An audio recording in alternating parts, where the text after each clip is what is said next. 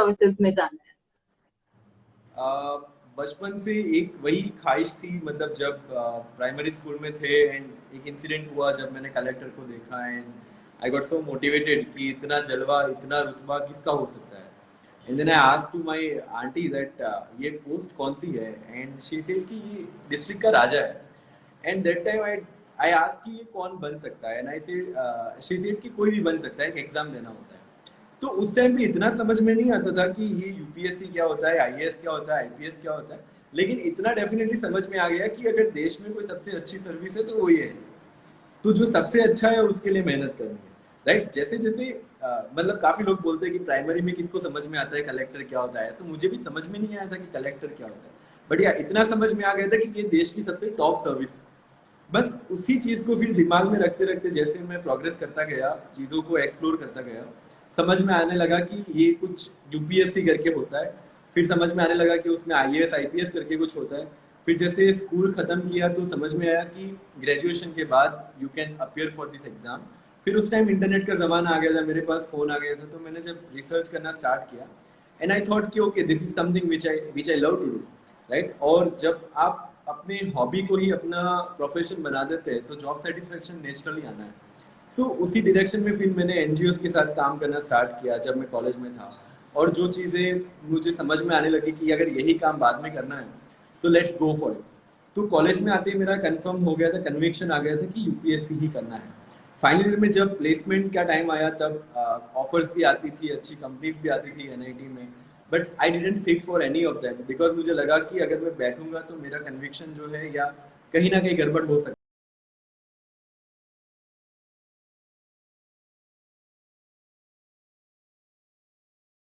इस साल क्या करना है, तो मेरा एक साल को जो प्रिपरेशन का था वो काफी स्मूथ निकला। सिलेबस पता था, एग्जाम का पैटर्न पता था, ऑप्शनल डिसाइडेड था। तो वो सारी चीजें करते करते I could clear in the first attempt. अब जब रिजल्ट आया तो पता चला कि आईपीएस मिलेगा, आईएएस नहीं मिलेगा। Was disappointed for a moment कि नहीं मुझे फिर से बैठना है। लेकिन फिर जब मैंने लोगों से इंटरेक्ट करना स्टार्ट किया, जब बाकी ऑफिसर से मिला मैं, देन आई कुड रियलाइज कि probably IPS is more suitable to my attitude and aptitude in the sense कि फील्ड वर्क इसमें ज़्यादा है एंड आप लोगों जब लोग सबसे ज़्यादा डिस्ट्रेस में होते हैं दे गो टू पुलिस और doctor, only two professions, right. और दो तीन इंसिडेंट्स ऐसे हुए कि मैंने लाइव देखा कि पुलिस कैसे लोगों की मदद कर सकती है। तो ये सारी चीज़ों ने जो कन्विक्शन था वो स्ट्रॉन्ग कर दिया एंड आई डिसाइडेड कि I will continue with the IPS only. So that's how ended.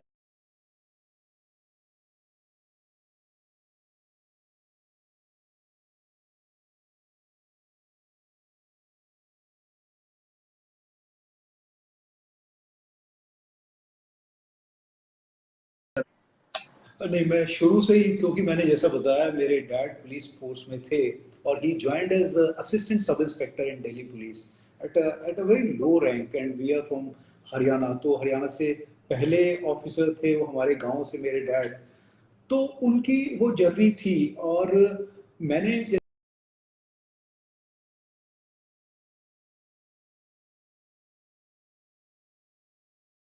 Job, जैसे सफिन ने बताया, यही चीजें कि किस तरह से लोग जब जाते हैं तो मैं पुलिस स्टेशन में, in fact I was born in police station कालका जी वहाँ पे, और वहीं पे मैं देखता, बचपन से बड़ा मैं वहीं हुआ था। तो मेरी पूरी कंडीशनिंग ही पुलिस में हुई। हम खेलते भी जब थे तो वहीं पे ही पुलिस स्टेशन में कई बार अंदर चले जाते थे। और एक आईपीएस ऑफिसर थे हमारे, रिलेटिव थे, तो मतलब वो ज्यादा वो ऐसे ही घुस जाते थे, मतलब एसएचओ ऑफिस में और पुलिस में। तो ये सब चीजों का इम्पैक्ट होता है। हम जब बच्चे रहते हैं ये सब चीजें कहीं ना कहीं हमारे दिमाग में रहती हैं। कुछ को अलग अलग एक्सपीरियंसेस रहते हैं, परंतु इसमें इतनी सारी पॉजिटिविटी मुझे दिखी। और जो सोशल इंटरेक्शन है, जैसे सपिन जी ने बताया कि फर्स्ट कौन आता है, फर्स्ट रिस्पॉन्डर कौन है, पुलिस। अगर वहां पे आप अच्छे से किसी को रिस्पॉन्स देते हैं, बैठ के उसकी कंप्लेंट सुन लेते हैं, आप फोन कर देते हैं कि भाई इनकी ऐसी ऐसी प्रॉब्लम है, तो ये सब चीजें मैंने देखी थी। कई बार आवाजें भी आती थी। मैं आपको बहुत पुरानी बात बता रहा हूँ, मतलब 25 साल इसमें हो गए, उससे आगे 15-20 साल और लगा लीजिए। तो जब हम बच्चे थे तो आवाजें भी आती थी उस टाइम पे, अभी मैं उसके बारे में ज़्यादा बोलना नहीं चाहता कि किस तरह से पुलिस हर तरीके से काम कर सकती है क्राइम के अगेंस्ट में, क्रिमिनल्स के अगेंस्ट में, और लॉ एंड ऑर्डर अगर होता है तो उसमें कैसे काम करती है। कई कई दिन जब डैड जाते थे तो वो दो दो तीन तीन दिन घर पे नहीं आ पाते थे, क्योंकि प्रॉब्लम वैसी रहती थी, या बंदोबस्त कोई ड्यूटी रहती थी, जैसे 26 जनवरी है तो उसके लिए अलग से बंदोबस्त लगता है। ये सब चीज़ें देखी, पर उसमें एक जो सबसे अच्छी चीज़ थी, जो जो सोशल एंगल है उसमें पुलिसिंग का, जो हम लोग लोगों को जो लोगों का काम कर सकते हैं, उसकी प्रॉब्लम सॉल्व कर सकते हैं, ये बहुत इंपॉर्टेंट चीज़ थी। तो ये सब चीज़ें कंडीशनिंग होती हुए मैं वहाँ तक पहुँचा। बेशक जैसे मैंने बताया कि इंजीनियरिंग के बाद में मैंने जॉब किया, परंतु जैसे होता है ना, उस टाइम का ये था कि आप इंजीनियर बन जाए या डॉक्टर बन जाए, तो मैं इंजीनियर बना। ये सफिन मैं पुरानी बात बता रहा हूँ, उस टाइम पे ऐसे ही होता था। आजकल तो बहुत सारी चीज़ें हैं कि भैया जी आप ये सर। भी कर सकते हैं, आप फाइनेंशियल टेक्नोलॉजी भी कर सकते हैं, आप साइबर में कुछ कर सकते हैं। तो उस टाइम पे ये दो ही चीज़ें। उसके बाद में क्या, आपको जॉब अगर मिल गया तो आपने जॉब ले लिया, पर जॉब में इतना अच्छा मन नहीं लग रहा था, क्योंकि उसके बाद में भी एक दो एक्सपीरियंस। मैं आपको एक छोटा सा एक एग्जाम्पल देता हूँ। मैं और मेरा बैचमेट हम लोग इंजीनियरिंग कर रहे थे, तो हम 87 में हम शिरडी साईं बाबा मंदिर में गए थे। तो वहाँ पे पहले सब नीचे बैठे थे, हम लोग भी दोनों बैठे हुए थे नीचे ग्रुप में। तो वहाँ पे एक यूनिफॉर्म में एक बंदा था, वो बोल रहा था कि जिस जिसको दर्शन, कि आप चलिए दर्शन करिए। वो हम उठ के जाते थे, हम दोनों ऐसे बैठ के हम सोच रहे थे यार हमारा नंबर कब आएगा। वी वर सो फैसिनेटेड उस बंदे की यूनिफॉर्म से, कितना स्ट्रांग ये है, मतलब वो जो बोल रहा है वही लोग उठ रहे हैं। तो उसमें फिर फॉर्चुनेटली हम 96 में हम दोनों ही आईपीएस में आ गए। तो हम आज भी उस चीज को बोल के याद करके हंसते हैं जब भी कि यार उस बंदे ने कैसे हमको ये किया था। तो इस तरह के एक्सपीरियंसेस भी होते गए, तो लगा कि नहीं, तो ये जो है इस तरह की चीजें हुई। और आज हम लोग यहाँ पे पिछले 25 साल से मैं महाराष्ट्र में सेवा कर दे रहा हूँ, और बहुत खुश हूँ पुलिस में आके। Sir, if I may add, we started our career during COVID time, right? The first district practical training was during first lockdown. So the kind of responsibilities we got and the way police has worked actually made my vision very clear that why I joined this department and I want to stay in this department. True, true, very true. And people have realized that. People have Yes, sir. realized कि first responders में या front line warriors कौन थे, तो that is best. So we have actually perform whatever situation is, तो police Yes, sir. Has to respond, and that's the beauty of this job. You feel so satisfied at the end of the day कि मैंने आज कुछ किया लोगों के लिए। जो महिला आई, बच्ची आई जो हमारे पास में, और उसको हमने सुना, उसके लिए फोन किया, उसके लिए उसका काम किया, ये बहुत सेटिस्फाइंग होता है। सर एक्चुअली लाइक जब भी हम बाहर जाते हैं, और जब जैसे अभी सर ने बताया कि कोविड टाइम्स चल रहे थे, तो when ever I went out और कोई एसेंशियल्स के लिए भी अगर मैं बाहर जा रही हूँ, और मैं देखती थी कि जितने भी आपके पुलिस के कर्मचारी है वो वहां पे अभी भी वो अपना काम कर रहे हैं। Everybody is in their home, वो सब लोग अंदर हैं लेकिन पुलिस वाले अपना काम कर रहे हैं। तो वो चीज देख के लगता है how tough is the job. चाहे दिवाली हो, होली हो, कोई फेस्टिवल हो, everywhere they are still working, they are always working. So we are really grateful that to them. I feel really grateful to them every time. So much. So sir actually लोगों को अक्सर लगता है, aspirants को काफी बार ये चीज लगती है कि civil services is like a all charm job, that once you study, आप एक बार पढ़ाई कंप्लीट कर लोगे और उसके बाद आपकी लाइफ बिल्कुल सेट है। और लोग ऐसे ही बात करते हैं कि एक बार पढ़ाई करनी है फिर पूरी लाइफ सेट है, फिर कुछ नहीं करना है आगे।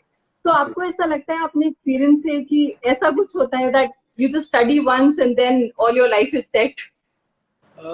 आई would like to differ on this. Academically एक चीज़ है, और दूसरा जो है आप जब जॉब में है तब ऐसा नहीं होता, क्योंकि इसमें बहुत सारे एक्सपीरियंसेस आते हैं पूरा लाइफ में। जैसे मेरे 25 इयर्स के करियर में हर तरह पे तरीके का मुझे काम करने का मौका मिला है। मैं एडिशनल सीपी क्राइम भी, मैं 4 टाइम्स एसपीशिप भी मैंने किया है, मैं फॉरेन में भी यूनाइटेड नेशंस के साथ में काम किया है, मैं मिनिस्ट्री ऑफ कल्चर में भी मैंने 3 साल काम किया है।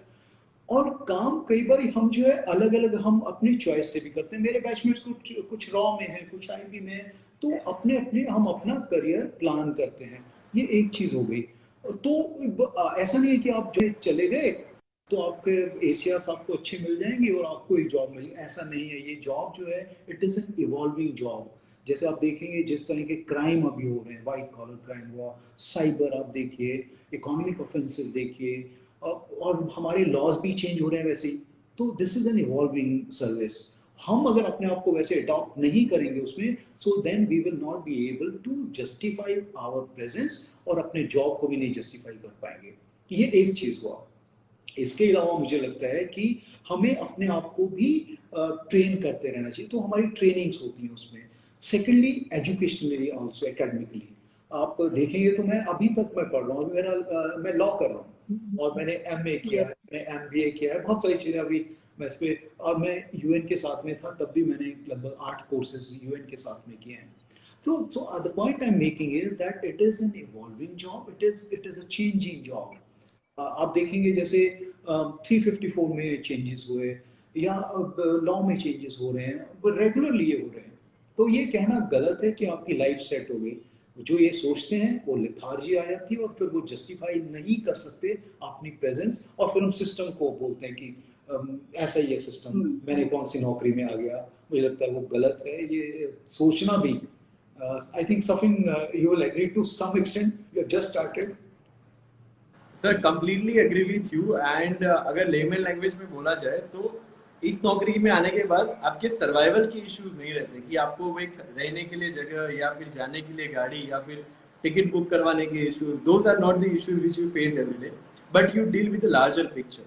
And when you're dealing with a larger picture, you can never be in a position of comfort and convenience, because every day you are facing new challenges, every day you are given new tasks. So जो भी लोग ये सोचते हैं कि एक बार struggle कर लेते हैं यूपीएससी में उसके बाद लाइफ सेट है, आई वुड से कि यूपीएससी तक लाइफ सेट है, उसके बाद स्ट्रगल स्टार्ट होता है। Because you have to be relevant every day, you have to give your 100% every day. For example, sir का तो मतलब इतना लंबा एक्सपीरियंस है, but this is my first posting, right? When I'm assuming charge of ASP Bhavnagar, I have 13 to 14 lakh people to look after. That's safety and security. Every day somebody will come with a new problem. Every day something new will happen in the city. So this is where the real picture begins, right? अब सरकार आपको गाड़ी बंगला इसलिए देती है क्या कि आप उस इश्यूज से बाहर निकल के इस इश्यूज पे फोकस कर सके। तो अगर जिनको लगता है कि गाड़ी बंगला एंड प्रेस्टीज मिल जाने से लाइफ सेट हो जाती है, तो आई डोंट थिंक कि उनका यूपीएससी में कुछ काम है। Sure sir.